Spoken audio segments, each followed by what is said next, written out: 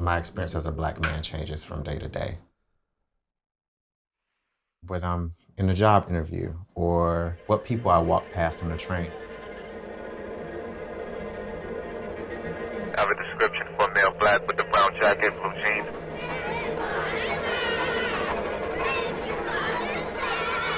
A farm is light years away from the streets, the houses, and the narrow limits of the world he knows.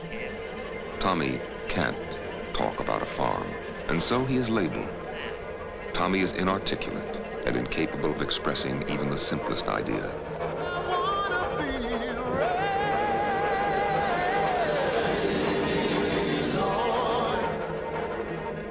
How people treat you in your family, how people treat you when you want to get help. My experiences as a Black man really have been outside of myself. The world has a lot of identities for me as a Black man.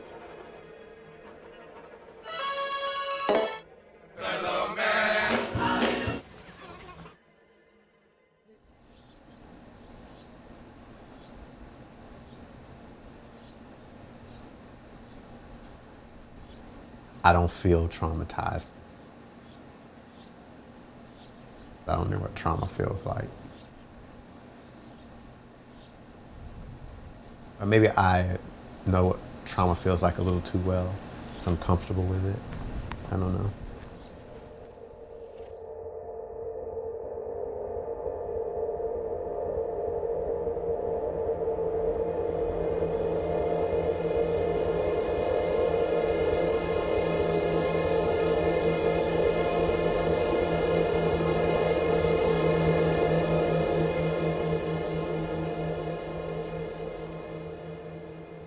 I started using drugs a year after she passed. And honestly, like right now, I can't remember feeling for such a long time.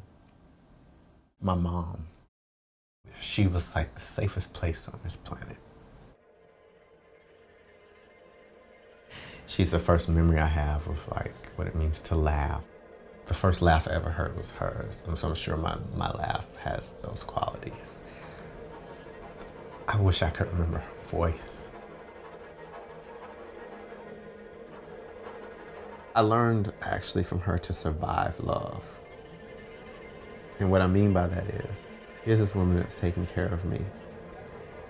And she loved me, but when she was not in a healthy place, I felt like I was surviving her love.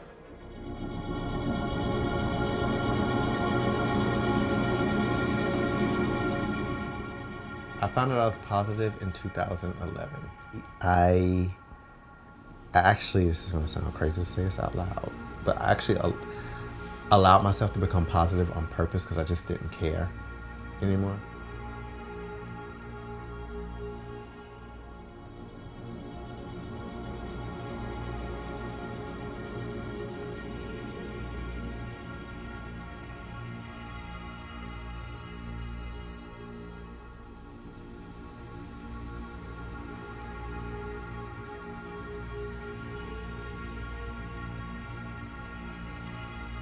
Maybe I felt alone before she died. So when she died, I definitely felt alone. But he knows that he is safe, and he is warm, and his mother loves him. And that's the best kind of a beginning any baby can have. I lost myself. I lost my sense of balance. I lost my mind, literally. So much so that I ended up in a psychiatric facility for 4 days. They said that I was having a crystal meth-induced psychosis. But I also was diagnosed with PTSD from her passing, which I still to this day, like I question because I thought I had used perhaps too much drugs. It had to be anything but my mother passing away. It had to be anything but my sense of loss.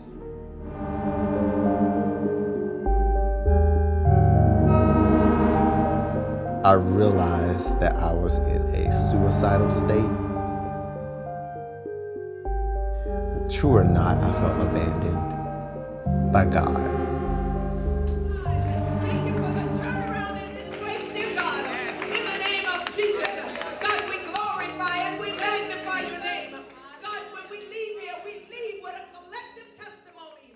hide what we think might be weaknesses or flaws, where we may be fractured. And to be mentally ill often is understood as a weakness, that you're less than a man. But most of the great men of color in history have had a little something buzzing in their heads, which has often made them great. There are those behind prison walls. There are those in the hospital. There are those psychologically disturbed. There are those who feel unwanted. There are those who feel unnecessary. There are those who feel that the world is against them.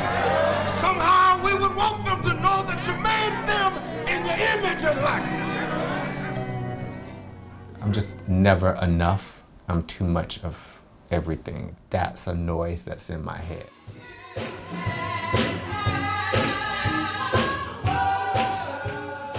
Everybody experiences some of the same problems, the same issues. Culturally, they are addressed differently or approached differently. So those of us who work in mental health have to be culturally acute, that one size doesn't fit all. Everybody has a different approach, a different need.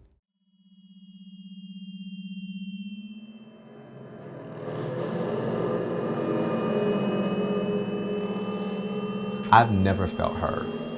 I just learned to shut down. I learned that my feelings in a situation didn't matter. And in places like hospitals, where you should be heard if you need help, I didn't feel heard.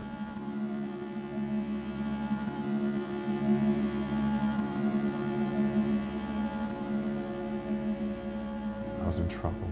I needed to check myself into a rehab. I went to Mount Sinai West, and I went to the Addiction Institute 4 days in a row. They would not take me.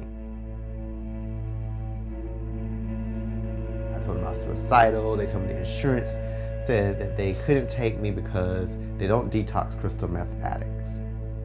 And so even though I didn't feel like I was gonna hurt myself, I was like, look, if I go back out here and use, I'm not coming back. They're like, I'm sorry, it's the insurance. And then finally, mercifully, I got a bed.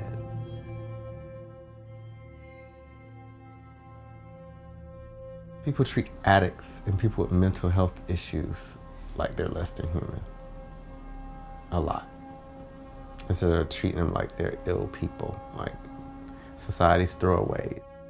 If you couldn't figure out how to classify somebody, just put them all together and let them fend for themselves. It's like survival of the fittest in those places. I was hoping that they would keep me for a month. They kept me for 2 weeks. Clear that I was being let go too early. I really wanted to stay. I actually cried when I left.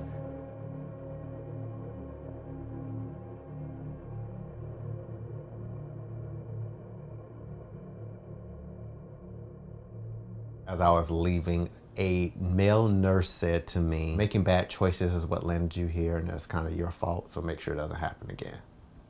And that's how they sent me off.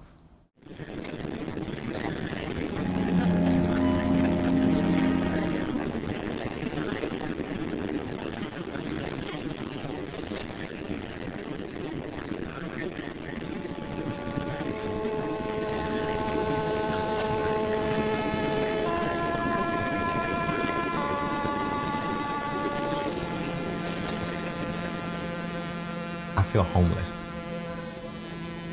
Like I'm moving from place to place. Constantly trying to figure out who and what I am and where I belong. That's just been my life experience, especially as a Black gay man. Like, there's nowhere to call home. There's no safe place for too long of a period of time.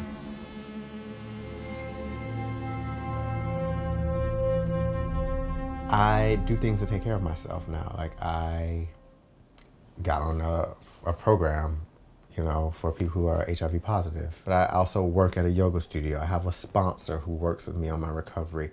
I see a therapist. I practice yoga. I meditate. I pray.